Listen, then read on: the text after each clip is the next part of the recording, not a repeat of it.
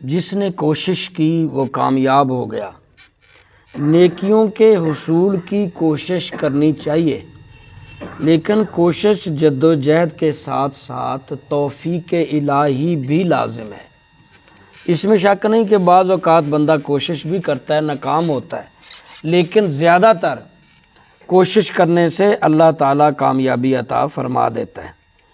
یہاں ایک حدیث میرے پاس ہے، عقیل بن ابی طالب کے آزاد کردہ غلام بیان کرتے ہیں،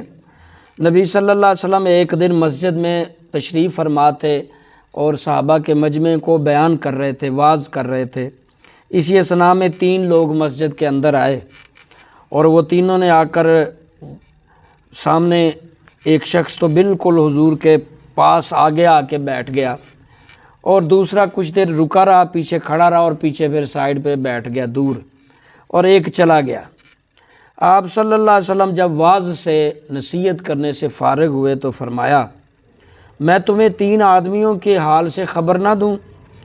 ایک ان میں سے اللہ کی طرف آیا، اللہ نے اسے جگہ دی، اللہ کی طرف آیا، اللہ نے اسے جگہ دی، اور دوسرے نے حیا کی تو اللہ نے بھی اس سے حیا کی، اور تیسرے نے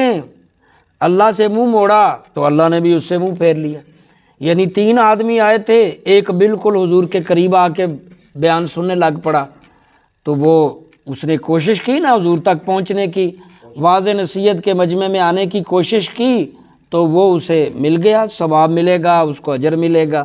اللہ رسول راضی ہیں، وہ مل گیا اسے۔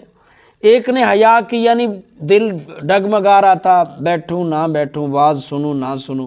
وہ اسی کشمکش میں کوئی فیصلہ پیچھے بیٹھ گیا دور، نہ صحیح طرح سننے والوں میں تو نہ ہی چھوڑنے والوں میں۔ اس لیے اس کے بارے میں آپ نے فرمایا اس نے اللہ سے حیا کی تو اللہ نے بھی حیا کر لی، ٹھیک ہے دور ہے تو پھر دور ہی رہو۔ ایک آدمی جو آ کر چلا گیا تھا، جو واز میں نہیں بیٹھا، اس کے بارے میں آپ نے فرمایا کہ اللہ تعالیٰ سے اس نے منہ موڑا تو اللہ نے بھی منہ، یعنی وہ اس ثواب سے محروم ہو گیا کہ وہ جناب کی زیارت کرتا، جناب کی صحبت میں بیٹھتا، کوئی حدیث کو نصیحت سنتا،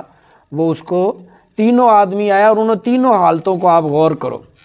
3 آدمیوں کی حالت آپ نے بیان کی کہ ایک وہ جو آ کر کے نیکی نہیں لے سکا اور واپس چلا گیا، تو اللہ نے بھی کہا ٹھیک ہے جا ہمارے، اور ایک جو بالکل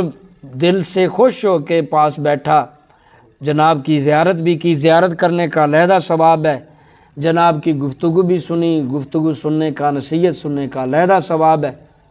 اور اس میٹنگ میں بیٹھنا، مسجد میں بیٹھنے کا علیحدہ ثواب ہے۔ تو 3 طرح سے اس مستفید ہوا، لیکن ایک درمیان میں لٹکا رہا، نہ تو وہ آگے بڑھا نہ وہ گیا۔ لیکن وہ تیسرا آدمی جو بیان کیا کہ وہ اللہ سے اس نے منہ موڑا اور وہ اللہ بھی اس سے منہ موڑ گیا، تو وہ اس چیز سے محروم رہا۔ تو ہمیں بھی یہی کوشش ہے کہ آپ اگر واعظ و نصیحت کی مجلس میں آتے ہیں، بیٹھتے ہیں، تو یہ آپ کی کوشش ہے، اور کوشش کے بعد یاد رکھیے آپ کا کوئی کمال نہیں، یہ اللہ کی توفیق بھی ہے۔ اب 3 آدمی آئے نا، توفیق نہیں، وہ ایک چلا گیا، ایک نے کوشش کی توفیق مل گئی، ایک نے کوشش ہی نہیں کی، منہ موڑ کے چلا گیا، وہ توفیق سے محروم ہو گیا۔ تو نیکی کرنا، نیکیاں کرنا ہماری کوشش میں شامل ہے کہ ہم نیکیاں ڈھونڈیں، نیکیاں کریں، اور اس کے ساتھ ساتھ اگر کوئی نیکی کی توفیق مل جاتی ہے تو اترانا نہیں، تکبر نہیں کرنا، بلکہ اللہ تعالیٰ کی یہ توفیق ملی ہے کہ ہم نے نیکی کر لی ہے۔ بہت سارے لوگ ہیں جو نہیں نیکی کر پا رہے ہیں، بہت سے تھوڑے سے لوگ ہیں جو نیکی کر پا رہے ہیں، اور جو نیکی کر پا رہے ہیں وہ اپنی کوشش کے ساتھ ساتھ یاد رکھیں کہ اللہ کی توفیق، اللہ انہیں پسند کر رہا ہے۔ یہ اس تیسرے کی بات ہے کہ اللہ نے، وہ شخص نے اللہ کی طرف دیکھا، اللہ کے قریب ہوا تو اللہ بھی اس کے قریب ہو گئے۔ یعنی کوشش بھی کریں اور اللہ سے توفیق بھی مانگیں، تو جو بھی نیکیاں ملتی ہیں کوشش سے ہی ملیں گی، کوشش کے بغیر کوئی نیکی نہیں۔ نماز کے لیے آپ جماعت میں شامل ہوں گے تو ہوگا، آپ کسی بھی نیکی کو پانے کے لیے وقت نکالیں گے، چل کے آئیں گے، ٹائم دیں گے، بیٹھیں گے تو وہ حاصل ہوگی۔ آپ کہیں خود بخود تو وہ ممکن نہیں۔ تو آپ کی جد و جہد، آپ کی کوشش، اور اس کے ساتھ اللہ کی توفیق، دعا میں بھی مانگا کرو، اے اللہ مجھے نیکیوں کی توفیق دے۔ یہ زندگی بہت عارضی اور مختصر ہے، اور یقین جانیے جو نیکیوں میں لگے ہیں وہ لکی ہیں، لکی، لیکن اپنے آپ نہیں لگنا، لگنا پینا ہے، محنت کرنی پڑے گی اور اللہ سے توفیق بھی مانگنی پڑے گی انشاءاللہ۔ پھر صحیح اللہ عمل